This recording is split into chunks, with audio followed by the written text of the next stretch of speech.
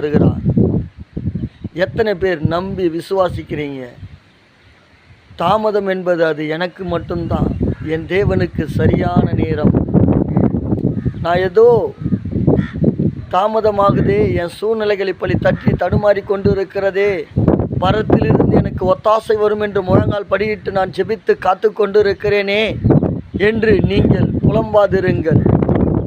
உங்கள் புலம்பல்கள் எப்போதோ கர்த்தருடைய சமூகத்தில் எட்டப்பட்டாயிற்று. ஆனாலும் ஏற்ற சமயம் வரப்போகிறது.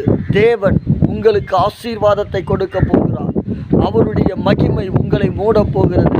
கர்த்தருடைய மகா பெரிய ஆசீர்வாதத்தை பெற்ற ஒரு தலைமுறையாய் தேவன் உங்களை முன்குறித்து வைத்திருக்கிறார். சோர்ந்து போகாதிருங்க. என் தரிசனத்தை கர்த்தர் நிச்சயம் நிறைவேற்றுவார். ஆமென். உங்கள் தரிசனம் நிறைவேறும். உங்களுடைய திட்டத்தை அப்போ தானே நிறைவேற்றணும். உங்கள் பிள்ளைகளுக்கு நீங்கள் எப்பப்போ எதை செய்யணும்னு ஒன்று அடம் பிடிச்சா நீங்கள் வாங்கி கொடுப்பீங்களா? வாங்கி கொடுக்க மாட்டீங்க.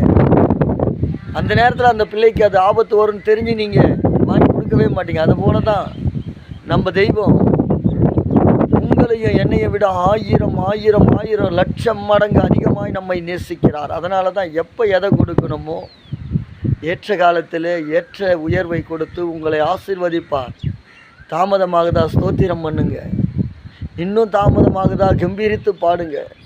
இன்னும் உங்கள் ஜெபம் தாமதமாகி கொண்டே இருக்கிறதா?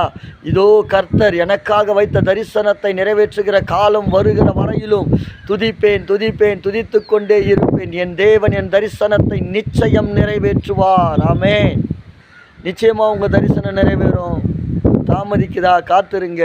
இந்த ஓய்வு நாளில் உங்கள் காத்திருப்பு கர்த்தருடைய ஆசீர்வாதத்தை பெறுவதற்கு ஒரு திறவுகோலாய் மாறும். God bless you.